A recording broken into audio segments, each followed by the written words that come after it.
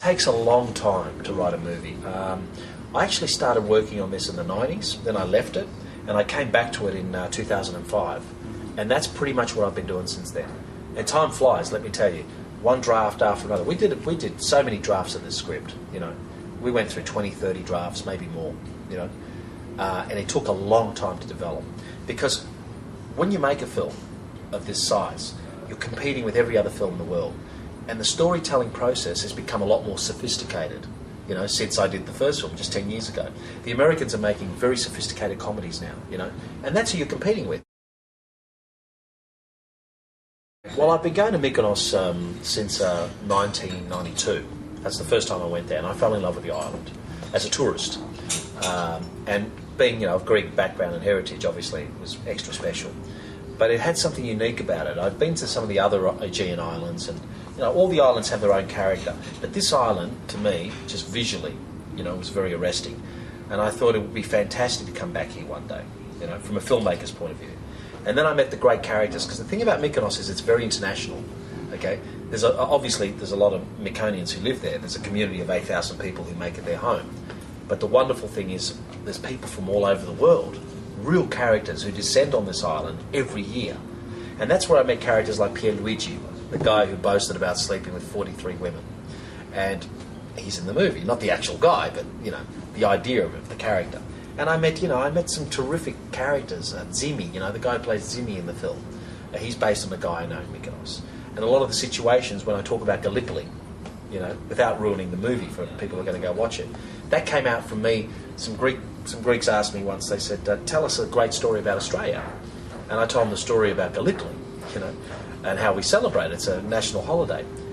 And they said, why are you telling us this depressing story? You know, and then I mentioned the Turks, and of course, they were Turks. We would have come with you, we would have fought with you. And I used that in the film, you know. So all the things I've experienced and the notes I took since '92, within Chris Anastasiadis, my co-writer, and me, we then took all those and then we tried to build them in a cohesive storyline. And that was a separate project. And then we decided that we could turn it into the sequel. That was after we started sort of developing it as the Kings of Mykonos. Yeah. No, look, it's my fans.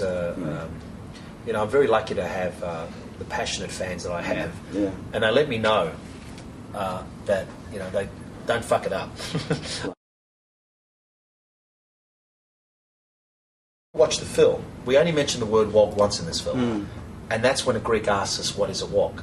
Dimitris Starovas, the fabulous Dimitris Starovas, asks us in one scene. He says, "What is this wog?" And I say, well, it's a term the Aussies used to use as an insult. And he says, so now you insult yourselves. And I go, yeah. He goes, bravo. And that's all that needs to be said, you see. So now I'm finding that a lot of the Greek media, I've started doing a lot of interviews, they're fascinated by that process, and they're fascinated about what we went through here.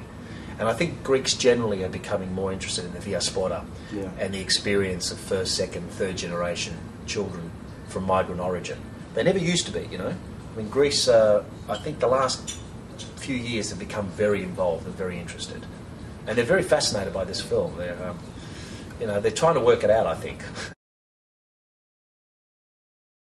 Look, there's a way of working in Australia and there's a way of working in Greece, you know.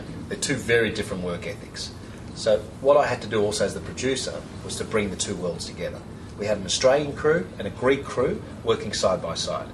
And thank God, it was fine. They actually got on really well. Because the one thing we share, both countries, is that work ethic, you know. I think both the Greeks and the Aussies see themselves as underdogs, you know. And I think that really, you know, and the Greeks love to drink, the Aussies love to drink. The Greeks like to party, the Aussies like to party. And that's why I think Australians particularly love Mykonos and they love the Greek islands. Because, you know, I mean, it feels like, I mean, it's not Australia, of course, but there's an element to it, you know, where you can just drink in the street and, you know, you can go and dance all night. That is sort of Aussie, if you know what I mean. I was amazed when I realised that Peter hadn't made a film yet, you know. So my co-producer, Emil Sherman, who's a very, very talented producer, he made Rabbit Proof Fence, Candy with Heath Ledger. I mean, he's my partner on this project. And I came up with the suggestion of working with Peter, because I'd worked with Peter on Acropolis Now when he was first starting out. And he did a terrific job. He did a few episodes, and I just remember we all got on really well, and I loved his intellect. He's a very intelligent man, Peter. And I just felt, someone like Peter would bring a very strong visual style to the film, but I also thought as a director he would really push me and Vince as actors. And I'm very pleased to say that he did. And you see the results in the film, He really pushed me a lot. He wanted me to go into more dramatic areas I hadn't been in before as an actor. And, he really encouraged me, and I'm glad he did, because I think those moments in the film are very different to the first film, And I think he's really put his stamp on this film. It really is very much a Peter Andrikidis film. The other great thing was Peter insisted on using authentic Greek actors and Italian actors and German actors, because he's worked on SBS. He's done so many auditions. He hates it when you get an actor trying to do a Greek accent. And I agree with him wholeheartedly. So we spent a long time auditioning all the Greek actors, Zeta Makripoulia, Galini Tseva, Dimitri Starova, Manos Skavras. In fact, all of them. The whole Greek ensemble is fantastic. And that's because Peter took the time to just really do the auditions. Zeta is a very beautiful woman, obviously. But I tell you the best thing about Zeta, she's very professional. She's the consummate professional. She never complained once about anything. And it was a really tough shoot, She handles herself amazingly. And she's got a quality in front of the camera that I think is very unique. I called her Catherine Deneuve. She's a cross between Catherine Deneuve and Nicole Kidman. She's got a mysterious quality, When you see her on the big screen, you want to know more about her. And it's been interesting to watch the Australian audience be really besotted with her. I mean, the Australian audience is falling in love with Zeta in the same way the Greeks are falling in love with Zeta. And I'm really enjoying watching that. And I tell her on the phone, I ring her now and again, she doesn't believe it. She's now doing Dancing with the Stars. But I actually hope she continues her film career, because it's very difficult working in front of a camera. Not many people can do it. And she's got it. And I think she's actually international. I encourage her to go to Hollywood. But she doesn't. She feels like a lot of the Greek actors, their English isn't good enough. But that's not true. Their English is great. I mean, they speak better English than I speak Greek. No, look, I think when you travel as an Australian, regardless of your background, I think that's when you realise how Australian you are. I certainly realised that the first time I went to Greece, because I was born in Australia, and I didn't go to Greece until I was 14 with my dad. And what I remember is I turned up to my dad's village. Sorry, I just spat on you. I turned up to my dad's village wearing an Essendon football jumper. And I've got a photo of me on my grandfather's donkey in an Essendon football jumper. And that to me pretty much symbolised, what it was. I mean, I was a kid from the suburbs of Melbourne in this horio, in this village, not really understanding where I was. And when I spoke Greek to my cousins, they didn't understand me. They couldn't understand me. They said, τι γλώσσα μιλάει αυτός, τι λέει αυτός, τι είπε, τι, and because I was speaking with a really heavy Australian accent. So we've got call wogs here. We go there, we're kangurudas. It was kind of like, well, and that's pretty much how I think a lot of us have felt our whole lives. We don't quite know where we fit in, and that theme of displacement is very prevalent in this film. But I think all Aussies feel. I think not just us. I think all Aussies kind of feel that, because we're a young country. Yeah. And what people overseas know about Australia isn't really the life we live here. I mean, they know about the outback or Crocodile Dundee or the Crocodile Hunter. The reality is most of us have never seen a crocodile. A lot of us haven't seen a kangaroo.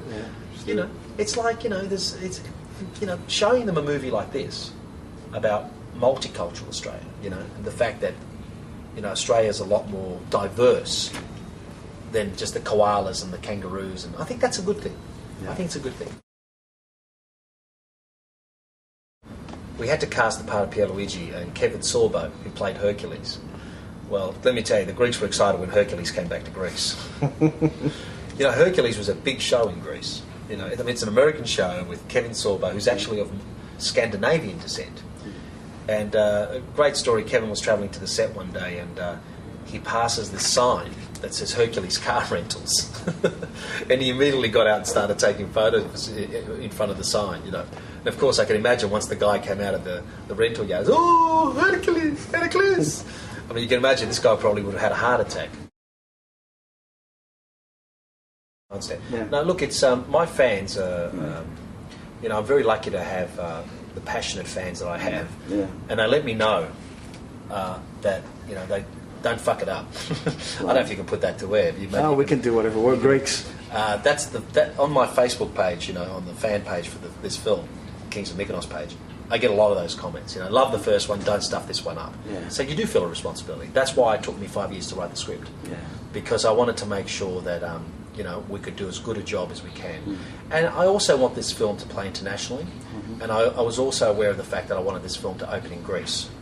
And I want the Greeks to be proud of us. I want them to be proud of what we've achieved. I want them to be proud of what a great job we did of filming Greece. In fact, I'm very happy to hear some of the reviewers are already saying that they think this film looks better than Mamma Mia. So, and the Greeks the Greek distributor at Odeon wrote us an email the minute he saw the film, and he said, "My God, it's beautiful." Sometimes it takes an outsider to show another country how beautiful they really are. Sometimes you can be too close to something. And Mark Wareham, our Australian DOP, who's from Queensland, fell in love with the island. And you've got to remember, he's seeing the light for the first time and the colours for the first time. So it's all fresh and new to him. And that's how the film looks. It looks like the way it looks in a postcard, because that's the way Peter and Mark Wareham saw the island. And Peter emphasised that the island had to be always in the background. He didn't want any studio shots. We're not going to be shooting this in Docklands for Greece. We want it to be in Greece, because that colour of that water, that azure blue or whatever you want to call it, azure is more the Italian thing, but I don't know what the Greeks call that colour, that special Greek blue which is in our flag, That's a very beautiful colour. You can never recreate that. And we wanted to get that, the beautiful white cubist houses, the blue doors, We wanted to show how beautiful, absolutely beautiful this island is. And I think the Aussie crew did a great job. Greek history is littered with Greece having survived wars, all sorts of monumental events. Greece will survive this. Greece will be stronger for this. These things not only happen in Greece; they happen in lots of countries. I think Greece has been over-highlighted, for want of a better word, and I don't know why that is. That's politics. That's not what I do. I just try to make people laugh. But what I do know is that I'll keep going to Greece. And it's going to be a little bit cheaper this year, which I'm kind of sad about that, but I'm kind of happy about that, from an Australian point of view. But I know that Greece will bounce back. And most importantly, I think, Greece's number one industry, which is tourism, if I can do anything to help that, if I can get 2,000, 3,000 more people, whatever it takes to go to that island, or just to visit Greece, then I'll be really proud of that. The Kings of Mykonos WogBoy 2 opens in Australia on May the 20th, and in Greece it's opening on June the 3rd. Okay. And I'm actually travelling to Greece with Vince Colosimo for the premiere in Mykonos on May 29th. And then we've got another special screening premiere in Athens on May 31st. Okay. In the open air theatre in Mykonos, which is going to be amazing. You've got 8,000 Myconians, and I reckon they're all going to want to be there.